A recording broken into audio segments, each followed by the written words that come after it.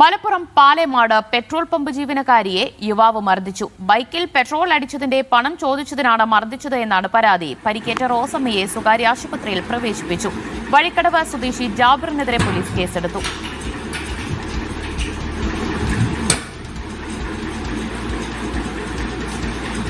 യൂനസ് അഹമ്മദ് വിവരങ്ങൾ നൽകും. Yunus, എപ്പോഴായിരുന്നു petrol pump ജീവനക്കാരിക്കെതിരായ ആക്രമണം ഉണ്ടാകുന്നത്? മലപ്പുറം നിലമ്പൂർ എടക്കരയിലാണ് ഈ പെട്രോൾ പമ്പ് ജീവനക്കാരിയായ റോസമ്മയ്ക്ക് ഈ ഒരു ആക്രമണമേറ്റത്.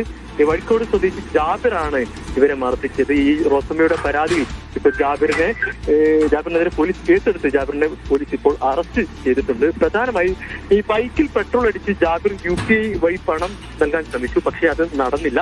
പിന്നാലെ റോസമ്മ പണം ചോദിച്ചപ്പോൾ ഇവർ തമ്മിൽ വാക്കുതർക്കമായി.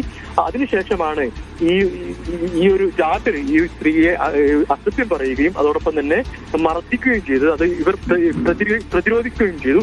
ഇതിന് പിന്നാലെയാണ് ജാബിർ കൈകൊണ്ടും ഹെൽമറ്റ് കൊണ്ടും റോസമ്മയെ ആക്രമിച്ചത്.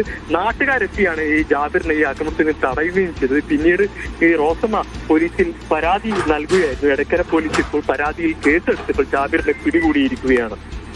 ദിവ്യ.